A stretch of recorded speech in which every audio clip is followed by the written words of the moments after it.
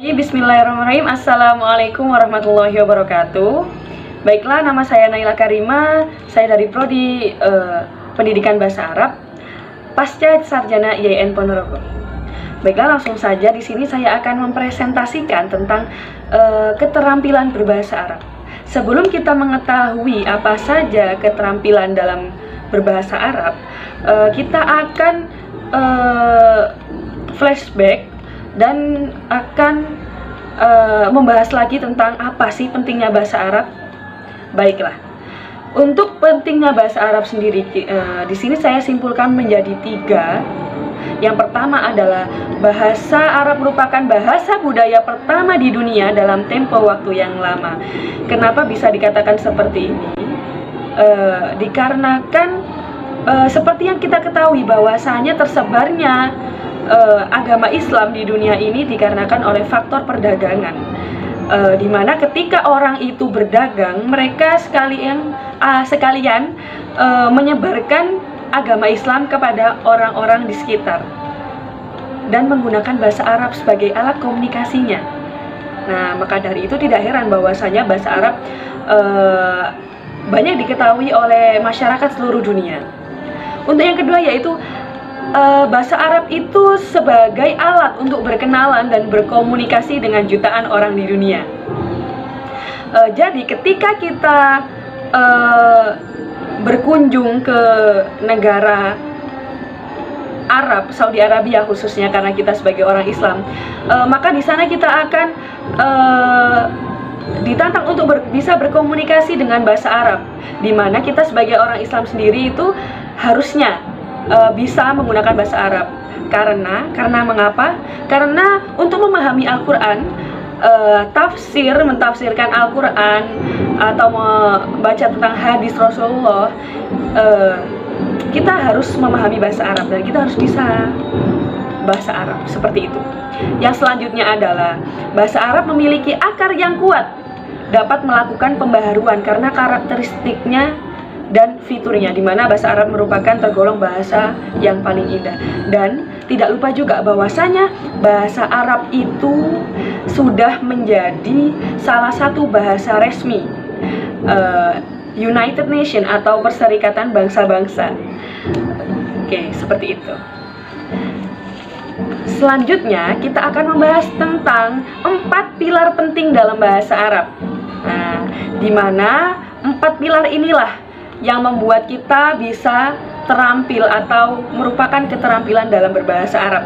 Yang pertama adalah maharoh istima. Yang kedua adalah maharoh kalam. Yang ketiga adalah maharoh kiro'ah. Dan yang keempat adalah maharoh kitabah. Oke, yang pertama adalah maharoh istima. Apa itu maharoh istima? Mahar artinya keterampilan, istima itu artinya adalah mendengarkan. Tapi di sini istima bukan hanya mendengarkan saja, tetapi istima itu menyimak. Di mana orang itu ketika dia mendengarkan suatu suara atau suatu informasi, dia tidak hanya mendengarkan, tetapi dia bisa menganalisis, memahami, serta mendapatkan informasi yang ada di dalamnya.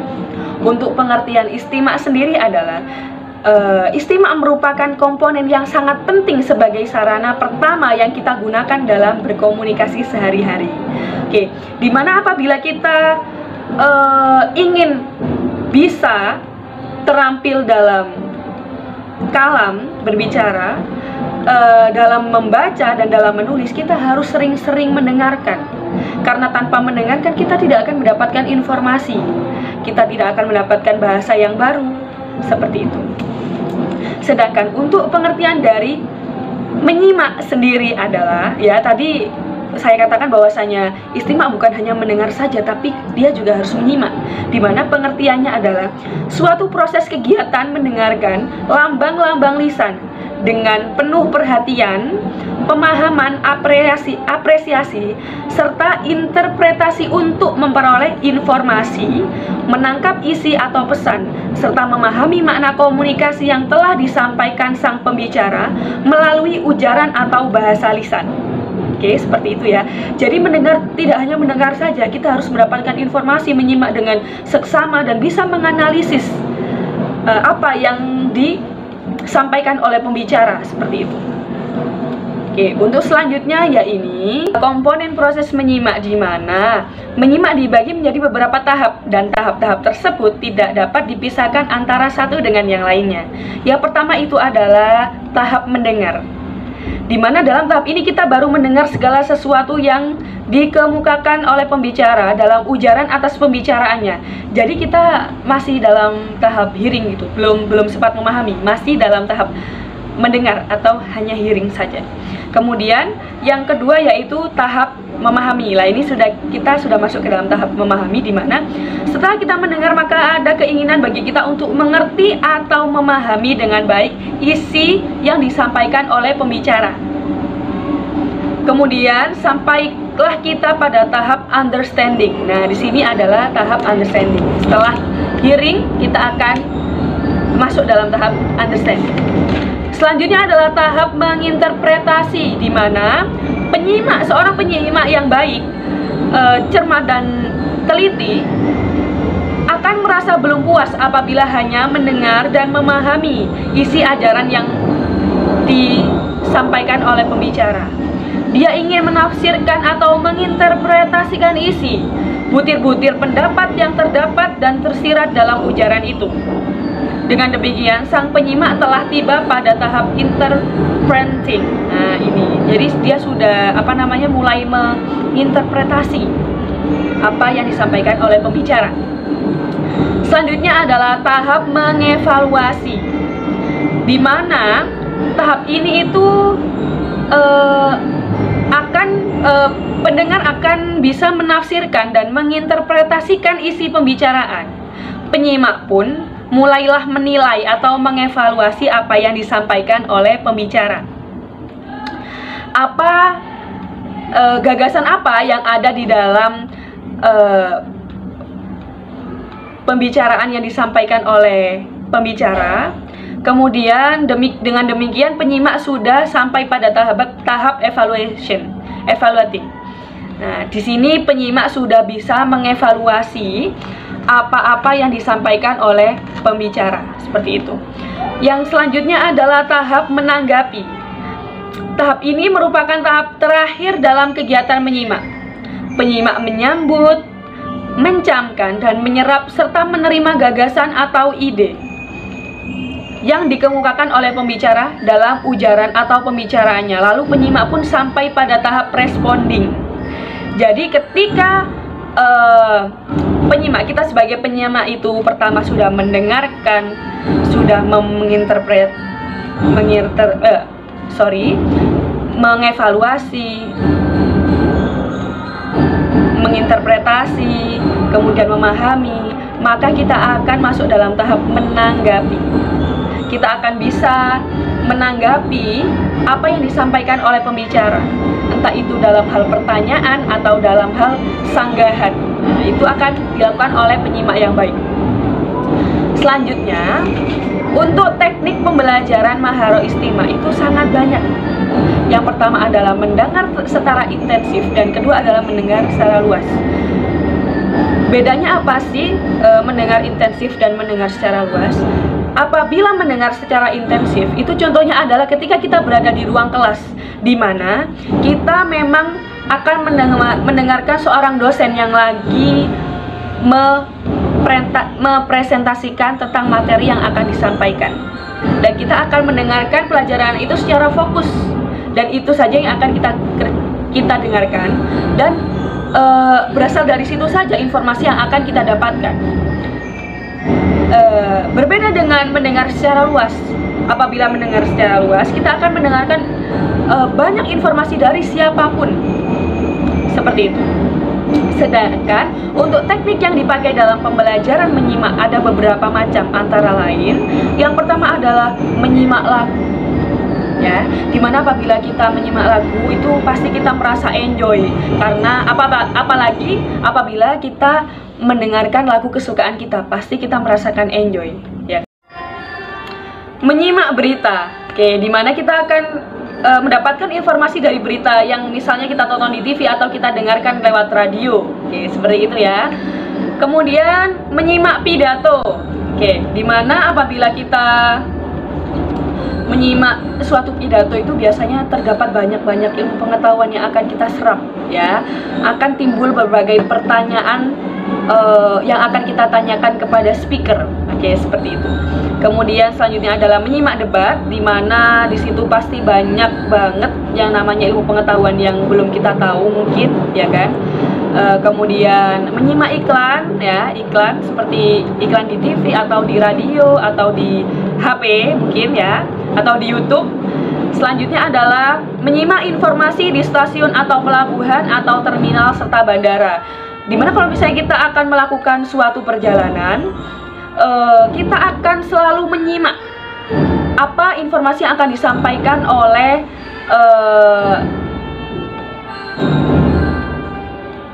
pembicara atau speaker yang berada di terminal atau bandara atau pelabuhan itu, untuk mengetahui kapan kita akan berangkat, kapan tiket kita akan dipanggil, terus kapan kita akan melakukan atau memulai suatu perjalanan, seperti itu, supaya tidak tertinggal, ya kan.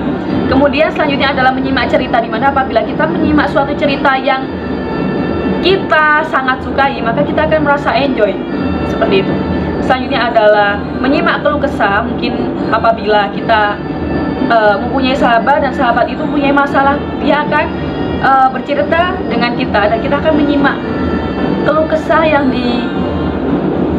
diungkapkan oleh sahabat kita tersebut, dan pasti kita akan mempunyai respon kepada sahabat kita untuk memberikan beberapa solusi atas permasalahannya itu. Yang selanjutnya adalah menyimak berantai.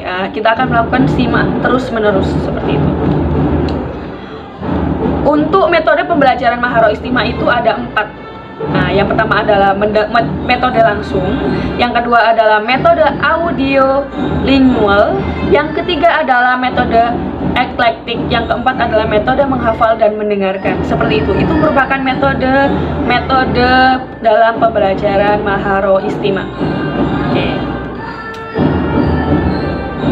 Oke, untuk selanjutnya adalah kelebihan dan kekurangan Maharo Istimewa. Yang pertama adalah kelebihan, ya. Kita akan bahas tentang kelebihan, di mana kelebihan dari Maharo Istimewa itu adalah 1. Melatih kecerdasan dalam mendengarkan atau memperhatikan. Lebih kuat untuk diingat juga, atau dia akan pandai mengingat ketika dia sering mendengarkan. Kemudian selanjutnya adalah dia akan cepat mengerti ketika dia mendengar, memahami, menganalisis, mengevaluasi, maka dia akan cepat mengerti apa yang disampaikan oleh pembicara, informasi apa yang dia dapat, seperti itu. Kemudian untuk kekurangannya adalah ketika dilakukan di dalam kelas, ya, guru menerangkan kepada muridnya tentang pelajaran-pelajaran, maka kebanyakan pelajar cenderung memberi respon serentak dan secara mekanistik. Jadi ketika guru itu menjelaskan suatu pembelajaran di dalam kelas, maka respon pelajar itu akan serentak. Fahimtuna, fahimna. Jadi tanpa kita ketahui bahwasanya ada beberapa anak tuh yang yang sebenarnya belum paham dengan materi yang akan kita sampaikan, yang sudah kita sampaikan, seperti itu. Selanjutnya adalah makna kalimat yang diajarkan biasanya terlepas dari konteks, sehingga pelajar hanya memahami satu makna pelajaran aja, gitu. Jadi ketika guru itu menyampaikan suatu materi, maka yang akan dipahami oleh murid, ya, itu saja yang akan dipelajari, seperti itu. Itu saja yang akan dipahami, karena guru hanya menyampaikan saja lewat speakernya, lewat lisannya, seperti itu. Dan yang 3 adalah pelajar juga tidak berperan di kelas, karena mereka hanya akan memberi respon pada rangsangan guru. Jadi mereka hanya mendengarkan saja, mereka tidak melakukan pembicaraan atau melakukan pertanyaan. Itu bisa jadi seperti itu. Jadi mereka pelajar itu hanya mendengarkan saja dan hanya merespon apabila paham atau tidaknya juga kita tidak akan mengetahui, seperti itu. Mungkin itu untuk Maharo Istimewa. Kemudian kita akan lanjut kepada Maharo Al-Kalam. Oke. Maharah kalam. Maharah kalam merupakan keterampilan untuk menyusun atau membentuk kata-kata yang jelas, baik, serta mudah dipahami. Seperti itu. Untuk pengertiannya sendiri, kalam adalah, berbicara adalah speaking is language. Berbicara adalah suatu keterampilan berbahasa yang berkembang pada kehidupan anak, yang hanya didahului oleh keterampilan menyimak, dan pada masa tersebutlah kemampuan berbicara dan berujar dipelajari.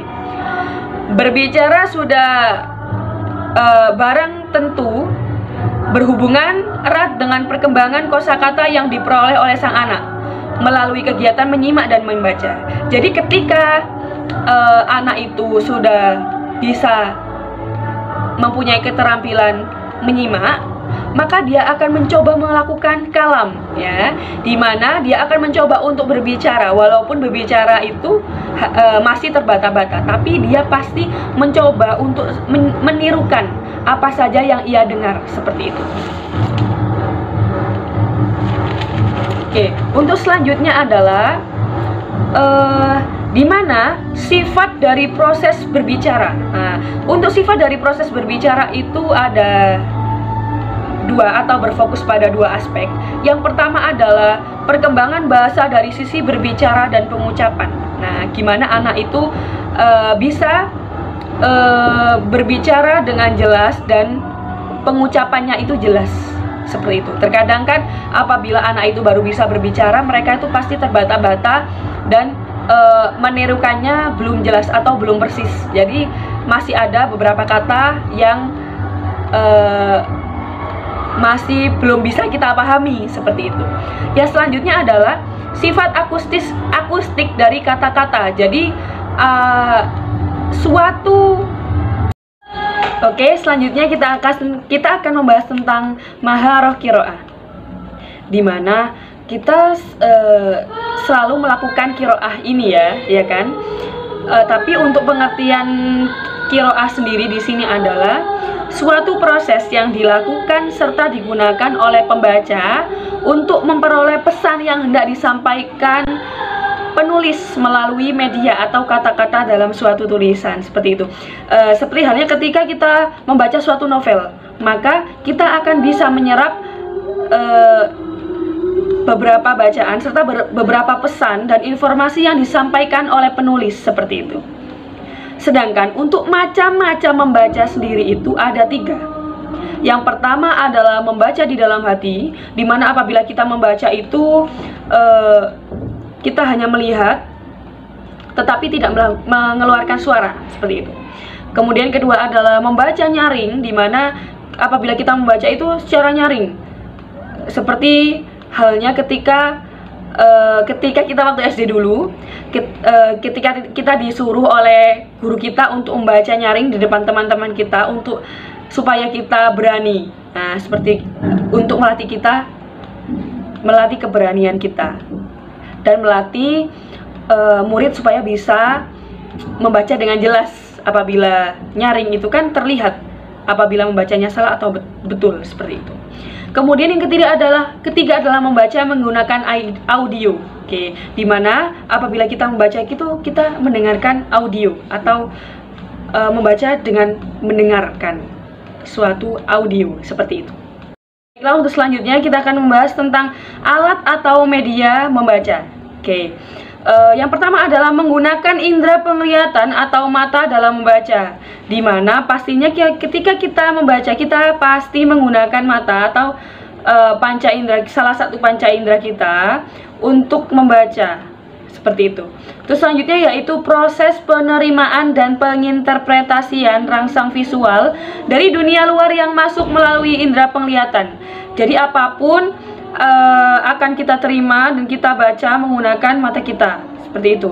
Yang ketiga adalah kecepatan dalam membaca. Jadi sampai berapa kecepatan kita dalam membaca, seperti itu. Untuk selanjutnya yaitu maharah kitabah atau keterampilan dalam menulis. Untuk pengertian menulis sendiri adalah sesuatu yang terpenting yang ada pada kehidupan kita, karena kitabah merupakan ungkapan tertulis yang dituangkan oleh penulis, ya. Jadi seperti itu. Untuk pelatihan ekspresi menulis itu ada 3. Yang pertama adalah tulisan yang benar. Yang kedua adalah kualitas kesalahan, di mana kita akan melihat kualitas kesalahan kita dalam menulis itu seperti apa dan sampai mana, seperti itu. Yang selanjutnya adalah ide jelas dan tepat, di mana ketika kita ingin menjadi penulis, kita harus mempunyai ide-ide, di mana ide-ide itu jelas dan tepat yang akan dapat diterima oleh pembaca, orang yang membaca tulisan kita. Oke, seperti itu. Untuk selanjutnya yaitu macam-macam ekspresi menulis. Yang pertama adalah ekspresi menulis dalam pekerjaan. Contohnya adalah seperti petunjuk, surat, laporan, catatan, dan selebaran. Seperti itu. Kemudian yang selanjutnya adalah ekspresi menulis yang kreatif dan mengarang. Contohnya adalah menulis makalah, cerita, sandiwara, serta bisa menerjemahkan. Seperti itu. Contoh dari ekspresi menulis yang kreatif dan mengarang itu sering kita baca ya. Misal kita membaca novel tentang Terelie atau membaca cerita-cerita yang kita sukai, seperti itu. Itu namanya suatu ekspresi menulis. Dan seorang penulis itu pasti mempunyai ide-ide serta gagasan-gagasan yang bagus, di mana sebelum dia terampil dalam menulis pasti dia melalui 3 tahap. Yang pertama adalah maharo istima, yang kedua adalah maharo kalam, yang ketiga adalah maharo kiroah, yang keempat adalah maharo kitabah. Oke, seperti itu. Baiklah, mungkin cukup itu saja presentasi dari saya mengenai keterampilan berbahasa Arab. Apabila terdapat kesalahan, maka mohon maaf.